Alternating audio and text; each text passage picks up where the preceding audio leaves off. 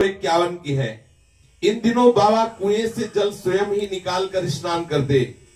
कुएं की जगत पर गड्ढा था जिसमें काई जमी हुई थी और भगवत इच्छा बाबा की चिंतन वृत्ति तो सदैव अंतर्मुख रहती, तो ध्यान गया नहीं कि काई युक्त है, फिसलन है। बाबा दतून करके जे भी स्नान के लिए गए तो खड़ाऊ थी, खड़ाऊ फिसली और धड़ाम से गिर गए और गिरते ही बाबा की आंखों के सामने अंधेरा छा गया। अब उनके समीप ही राम स्नेही जी खड़े थे। उन्होंने बाबा को उठाने का प्रयास किया पर उठा नहीं पाए। पुकारा तो कई लोग दौड़े, बाबा को उठाया गया। बाबा के दाहिने कंधे पर भीषण वेदना, वेदना देखी तो कोई कहता मोच है, कोई कहता गुम चोट है। बाबा ने भाई जी से कहा वेदना बहुत जोर से हो रही, हमें लग रहा है हड्डी टूट गई।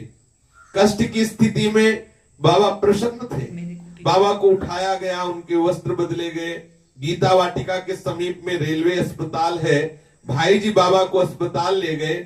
वहां डॉक्टर श्री माथुर साहब ने एक्सरा लिया और बताया कि बाबा के दाहिने ओर की गले की हड्डी टूट गई है। ऐसा अनुष्ठान और ये लीला। अब सारे संदेह दूर हो गए, एक्सरा होते ये पक्का हो गया कि बाबा की गले की हड्डी टूट गई। और बाबा जी कोई दवा लेते नहीं थे। राधा बाबा भाई जी के साथ अस्पताल से गीता वाटिका चले आए। अब प्रश्न था चिकित्सा का। बहुत लोगों ने चिकित्सा और औषधि के लिए राधा बाबा से अनुरोध किया। राधा बाबा ने कहा नहीं, कोई औषधि नहीं, कोई चिकित्सा नहीं। गजब है। आप सोचो, गले की हड्डी टूट गई। बाबा का उत्तर था कि मानो यहाँ भाई जी हैं, आप लोग हैं, तो इतनी सारी दौड़ धूप कर रहे हैं। यदि मैं कहीं जंगल में होता और ये दशा हो जाती तो कौन संभालता? ऐसा ही समझो, मुझे कोई औषधि नहीं। रेलवे अस्पताल के डॉक्टर श्री माथुर साहब राधा बाबा को देखने के लिए गीता वाटिका आए। उन्होंने बाबा से हाथ जोड़कर कहा प्लास्टर बंधवा लीजिए तो हड्डी जुड़ जाएगी। बाबा ने कठोर नियम के कारण कहा कि ये नहीं हो सकता, प्लास्टर नहीं बंधवा सकता। माथुर साहब बड़े भावुक थे, साधु स्वभाव से परिचित थे। बाबा के कठोर नियम से बहुत अधिक प्रभावित हुए। उन्होंने कहा कि बाबा एक काम करवा सकते हो आप, कंबल की हम एक पट्टी बनाए और काख में लगाकर गेरुए वस्त्र से हम अपने हिसाब से उस पट्टी को बांध दें तो वैसे ही काम करेगा जैसे प्लास्टर काम करता है। आप ऐसा कर सकते हैं? बाबा ने कहा इसमें मुझे कोई आपत्ति नहीं, पर मैं 5 बार स्नान करता हूं और हर बार खोलनी होगी। बड़े कट्टर नियम के। हाँ, श्री माथुर साहब ने समझ लिया कि नियम कट्टर है इनका, तो उन्होंने कहा ठीक है हम 5 बार खोल देंगे, 5 बार बांध देंगे, थोड़ा समय लगेगा लेकिन ऐसे जुड़ जाएगी। 5 बार पट्टी रोज खुलती, 5 बार रोज काख में कंबल ऐसे लगा के वैसे बांधते। अब सोचो कि महापुरुष कितने कट्टर नियम के थे। पूर्णता उन्होंने कोई प्लास्टर, कोई औषधि टेबलेट कुछ नहीं खाया, बस वही जो कंबल की ऐसी पट्टी बांध देते। बाबा की अनुमति मिलने पर श्री माथुर साहब ने कंबल के टुकड़े का पैड बनाकर काख में लगाते, गेरुए कपड़े से कसकर पट्टी बांध देते। औषधि प्रयोग का कोई प्रश्न ही नहीं, किसी भी तरह का कोई लेप, कोई औषधि। देखो अपने लोग सोचो, इन महापुरुषों के चरित्र पढ़ने पर सुनने पर लगता है अपने लोग क्या है, केवल प्रभु के नाम पे जी रहे हैं।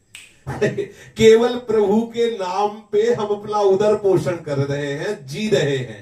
कहां ये महापुरुष कितना प्रभु के प्रति समर्पित है। औषधि के नाम का किसी भी तरह से कोई प्रयोग नहीं। इन दिनों डॉक्टर श्री माथुर साहब ने बाबा की बड़ी सेवा की। हड्डी टूटने से उत्पन्न होने वाली वेदना कम नहीं हो रही थी। इस भीषण शारीरिक कष्ट की स्थिति में एक दिन भी ना एक मंत्र कम जप हुआ, ना एक कोई आराधना कम हुई। जैसा अनुष्ठान महात्रिपुर सुंदरी का चल रहा था वैसे ही पूरा अनुष्ठान, वैसे ही 14 घंटे बैठ के जप। गजब हो गया। बताओ, इसीलिए अपने लोग वृंदावन वासी राधा राधा राधा बस पड़े हैं सारे। ये सब ये सोचे ही के होश उड़ जाएंगे कि अब इस भीषण शारीरिक कष्ट की स्थिति में भगवती अम्बा की अर्चना का कोई भी क्रम नहीं छूटा बाबा से। अर्चना में कोई परिवर्तन नहीं और भीषण कष्ट। बाबा की नियम निष्ठा, तत्परता, संलग्नता, दृढ़ता, कोई भी विघ्न उनको झुका नहीं पाया। ये है भगवत चरणारविंद की आसक्ति का स्वरूप। विघ्न आया, कितना भयानक विघ्न आया, पर अर्चना के व्रत को प्रभावित नहीं कर सका। अर्चना की निरंतरता सदा बनी रही। इस कष्ट की स्थिति में ज्यों की त्यों अर्चना चलती रही। एतदर्थ एक विशेष प्रकार की काष्ठ की चौकी बनवाई गई थी, जिस चौकी पर बैठकर बाबा श्रद्धापूरित हृदय से भगवती अम्बा की अर्चना करते। 7-8 दिन तो बाबा को विशेष पीड़ा रही, फिर धीरे धीरे पीड़ा कम होती गई, फिर हड्डी जुड़ भी गई बिना औषधि के, क्योंकि प्रभु कृपा करते हैं। हड्डी जुड़ गई, फिर धीरे धीरे स्थिति सामान्य हो गई। भगवती की अर्चना का यह अखंड क्रम कितने मास तक निर्बाध रूप से चलता रहा, निश्चित रूप से नहीं कहा जा सकता, परंतु इस अर्चना विधि में संभवतः 24 और 25 लाख का जप पूरा होते ही, बाबा ने 1 करोड़ मंत्र जप का अनुष्ठान किया था, अभी 24 और 25 लाख ही पूरा हुआ था। वैशाख मास की अक्षय तृतीया दिन बुधवार 9 मई 1951 के दिन महाभगवती स्त्री त्रिपुर सुंदरी बाबा के सामने प्रकट हो गई और प्रकट होकर के प्रसन्न मुद्रा में उनको गुप्त मंत्र बताया, जो उनकी उपासना को देवी जी ने स्वयं मंत्र बताया। श्रीमन महात्रिपुर सुंदरी जी बाबा के सामने प्रकट हो गई, कृतार्थ किया बाबा को और अपना गुप्त मंत्र बताया। मंत्र दान ही बाबा की तीसरी भाव दीक्षा हुई, जो महात्रिपुर सुंदरी ने। भगवती त्रिपुर सुंदरी का अनुग्रह प्राप्त होने के उपरांत भी बाबा ने नियम नहीं छोड़ा। करोड़ मंत्र जप का संकल्प किया तो करोड़ बाबा में ये खास बात देखी गई, उन्होंने जो नियम लिया, चाहे विघ्न आ जाए चाहे जितना लाभ मिल जाए। श्रीमन महात्रिपुर सुंदरी का अनुग्रह प्राप्त होने के उपरांत करोड़ जप का संकल्प बाबा ने पूर्ण किया और मानसिक अर्चना देवी की करते रहे प्रतिदिन, और प्रत्येक शुक्रवार को विशेष रूप विस्तार पूर्वक देवी की आराधना करते। ये मानसिक पूजा का क्रम भविष्य में भी चलता रहा। शेष चर्चा आगे। श्री राधा वल्लभ लाल की जय। जय जय श्यामा, जय जय श्याम, जय जय श्री वृंदावन धाम। जय जय श्यामा, जय जय श्याम, जय जय श्री वृंदावन धाम।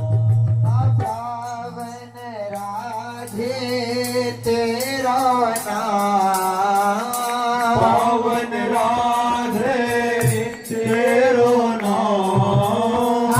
पावन राधे तेरो नाम, पावन राधे तेरो नाम। पावन श्री वृंदावन धाम, पावन श्री वृंदावन धाम। जय जय श्याम, जय जय श्याम, जय जय श्री वृंदावन धाम। जय जय श्यामा, जय जय श्याम, जय जय श्री वृंदावन धाम। जय जय श्याम, जय जय श्याम, जय जय श्री वृंदावन धाम। जय जय श्यामा, जय जय श्याम, जय जय श्री वृंदावन धाम। मेरी श्यामा मेरो श्याम।